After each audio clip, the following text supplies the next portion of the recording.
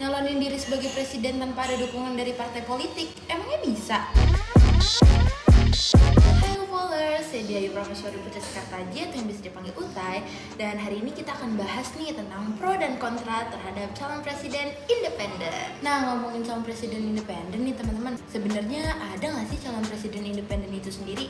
Nah, di sini kita bahas ya teman-teman. Well, ngomongin presiden independen nih teman-teman. Nah, independen yang dimaksud ini tuh para politisi mencalonkan dirinya tanpa ada afiliasi dari sebuah partai politik. Biasanya sih orang-orang ini itu terdiri dari mantan anggota partai politik, politikus independen, atau seseorang yang berada di sebuah partai politik namun ia tidak merasa ingin mewakili partai politik tersebut. Untuk beberapa kasus tertentu ada nih negara yang pemimpinnya itu mencalonkan diri tanpa adanya afiliasi di sebuah partai politik tertentu. Contohnya, Jerman. Joachim Gauck yang dulunya adalah seorang pastor Lutherian, beliau ini sempat menjabat sebagai presiden Jerman di era 2012 sampai 2017.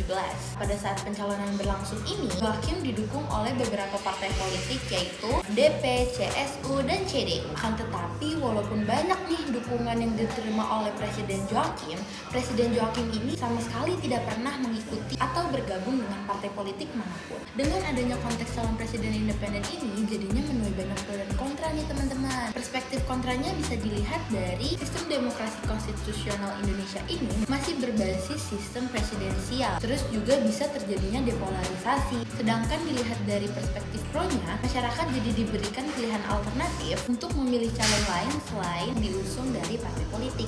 Kemudian masyarakat bisa melihat perspektif pemimpin baru tanpa adanya unsur campuran dari partai politik. Nah, sebenarnya Indonesia ini bisa loh mengusulkan calon presiden independen ini, akan tetapi tertahan karena adanya pasal 6A ayat 2 Undang-Undang NKRI tahun 1945 yang menyebutkan bahwa pasangan calon presiden atau wakil presiden diusulkan oleh partai politik atau gabungan partai politik sebagai peserta pemilihan umum belum dilaksanakannya pemilu. Kalau pandangan masyarakat sih mau adanya calon presiden independen atau diusung dari partai politik, ya itu sih terserah pemerintah aja ya. Karena dengan adanya calon presiden independen atau diusung dari partai politik ini belum tentu juga loh akan berdampak ke masyarakat. Kami sih sebagai masyarakat ya pengennya itu punya presiden yang bisa dan mampu membawa kemajuan untuk bangsa ini. Oke, segitu dulu ya teman-teman untuk diskus hari ini. Kurang lebihnya mohon maaf. See you when I see you, followers.